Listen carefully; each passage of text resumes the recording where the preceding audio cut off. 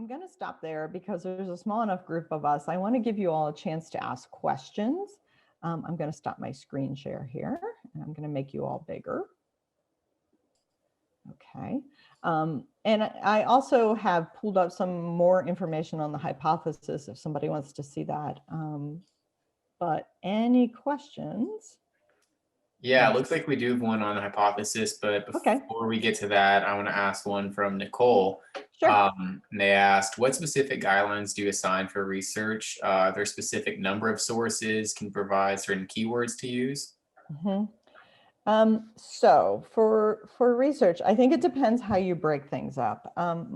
We actually have sort of set goals for how much writing we expect students to do in a writing class. We have sort of I think for lower level, it's something like 18 to 20 pages. So for you all, it might be like 8 pages, but we're given the freedom to imagine that in different ways. So when you think about guidelines, you can also think about how this research might be spread across a number of assignments, right? So say that, if I have a class that's a 200 level class, I might say, I want students to engage with 6 to 8 secondary sources.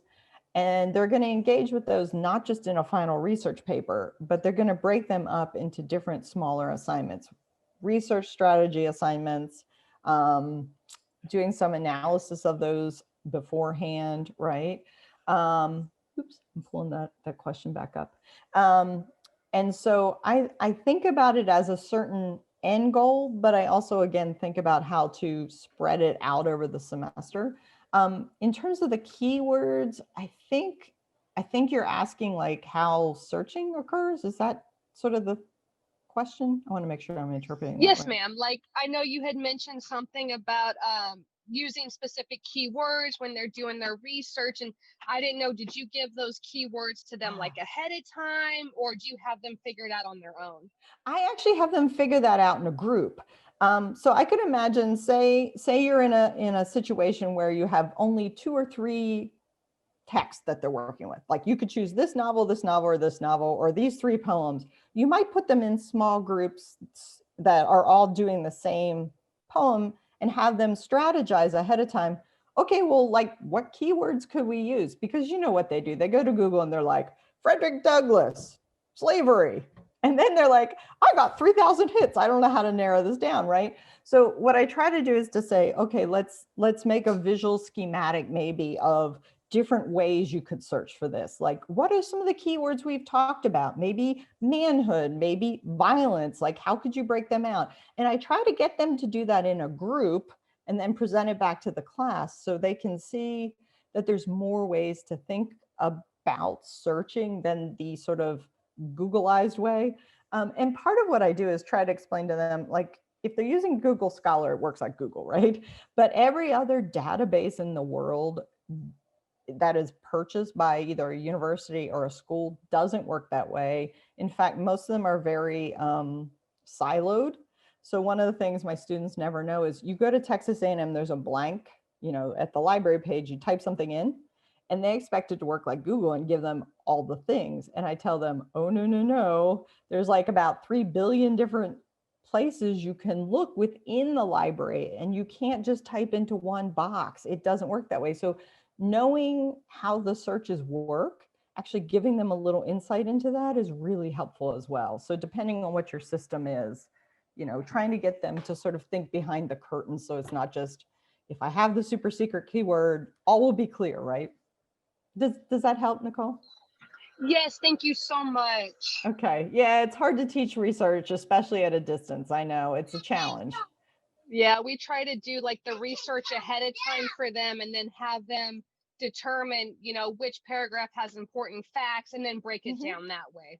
And that's a good strategy as well. And you might think, if you have that kind of assignment, is there something you can do to have them work communally to do a little more pre-thinking along that way, right? That they have a sort of, what would be the pre-thinking group work that could help them then accomplish that task individually? Yes, exactly. Thank you so much. You're welcome. Awesome. Then we're going to go down to a question from Faith asking if you could explain the hypothesis.is website a little bit more. Yes. intrigued by the resource. Okay, let me see here. I'm gonna pull up my website because let me see. Let me exit the full screen. This is all our lives, right? We all narrate here. Okay, let me share my screen. I had pulled up my hypothesis. Is it gonna let me do this? Just give me 2 seconds here. There we go.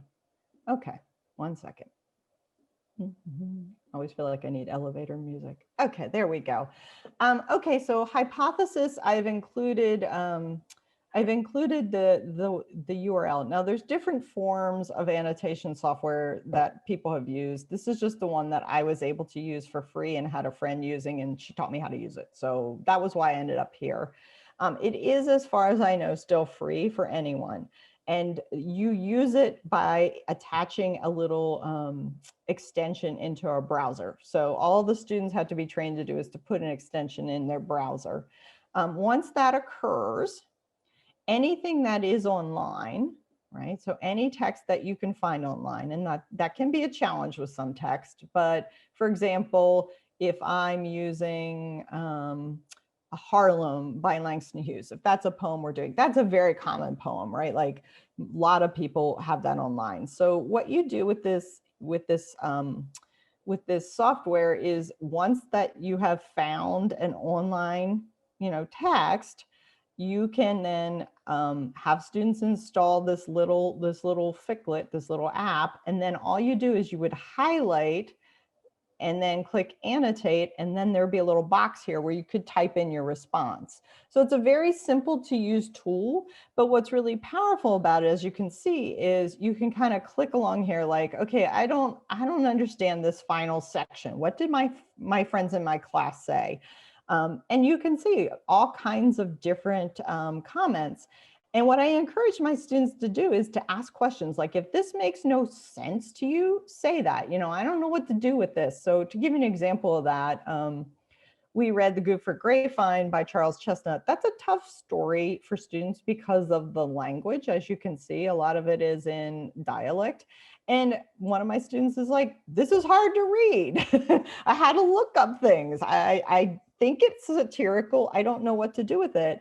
And so you can see them helping each other out. Well, I looked this part up, or, I tried to get them to think about the frame, right? Which is a very traditional kind of thing we might understand in literary text. But, what I really wanted them to do, I told them there's no right or wrong answer. This is like a class where you're like, hey, I don't get this part. Can you tell me more? Or I noticed this thing.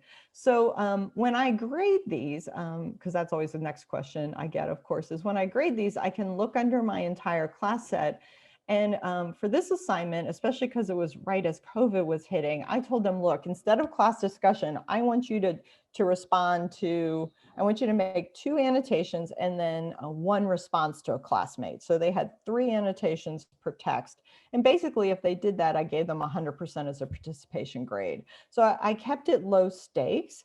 And then when they came to class, I would pull this up and I would say, okay, now I noticed you all talked a lot about, the language here. Let's talk about this. You were asking what goofer is. Let's talk about what goofer is. And so that seemed very effective. And other faculty I've talked to who've used the same tool just are sold on it. And in fact, I used it with a grad class and they were all like, I'm going to use it with my freshmen. So I know there can be some difficulties because of technology, and I fully acknowledge that. You might have to put people in groups if you only have a few computers. That is a very intriguing resource that I wish I'd had in school. And we have a couple questions about annotation related to that. One from Eric asking, what are the different approaches the students can take to annotate a text? And then specific to the resource following up, can they see each other's annotations? Yeah, they can see each other's annotations, which I think is the real power of it. So instead of having that stilted, especially if you're on Zoom, that stilted, like, students are checked out looking out the window and who knows, they're actually, because they have to do this for assignment, they're reading each other's pieces as they move along. And in fact, I've built into the assignment, they had to at least directly respond to one of their classmates. So they're forced to kind of interact, but they also realize there are places where they're not the only one alone, that they don't know what these words are either. They're not the only one, because, you know, students often say nothing when they feel like they're completely lost, or they're the only one who doesn't know. But also that, you know, that I can then see where they're struggling and engage them in class discussions on those particular areas of concern. Different approaches students can take. I know some faculty have tried to sort of say, you need to ask one question.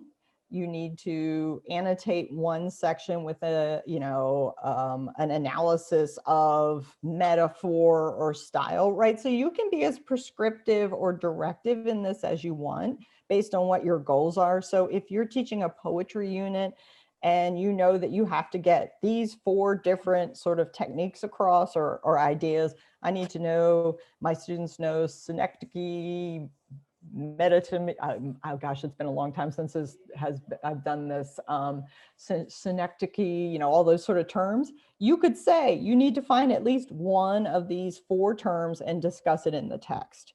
And then, you know, at least they're getting some practice. Does that answer the question? Yeah, yeah, and I would share one thing that I also did once that was helpful with annotation. I had students just go through. We were reading Billy Budd, and and this was this was in the ancient year of 1998. I had them take a historical event or name in the text, and there was no literary interpretation required, and just say, okay, well, you know, there's a reference to someone who, you know, some William Henry Harrison, whatever, I forget what the references were, but all they had to do was write a little 1 paragraph explainer on who that person was or who that event was. But then when we got to class, we would begin to build a kind of interpretation based on the historical references that were in the text. That's so great. Yeah, I was thinking of, I always teach Twain's Jumping Frog of Calaveras County, and they never get the jokes about, you know, Andrew Jackson, the dog. And they're like, I don't get this joke. But if you have them annotate those historical moments, they might be more aware of how he's using this as political satire. So great idea. I think, so Crystal had a question about debate. Debate. Excellent. Yeah. Yes. Okay. So debate. So I have to say, so the one hesitation I always have with debate is I'm always nervous about forcing students to take political views in debate, or to have to take positions counter to themselves in debate. So I'm a little hesitant about when I do debate. So when we've done debate, when I taught freshman comp eons ago, I tried to avoid making them debate something that would be personally flaring for them or hot button, and you all know the issues. But now if you tie it to a text and make it sort of more textually debate centered, then I think it gets a lot more interesting. So I was thinking of like the Jumping Frog, right? Or Billy Budd. What if you ask them to consider a persona of a character and to think deeply about how that character is developed, and then to use that character, that they mimic that character as a debate? Then you've sort of removed that lens of they have to be vulnerable in front of their classmates and you have flaring kind of ugly debates, but you're still able to sort of have these persuasive kinds of discussions and build on it. Beyond that, I haven't done a lot of debate within the lit classroom because I'm not teaching freshman comp as much anymore. But I do think I could probably track down some more information on that for you, because I know that's one of the classic kinds of assignments that you have to do for TEKS. So I wish I could be more helpful. I'm sorry. That was wonderful. Thank you. Unfortunately, we're out of time for further questions.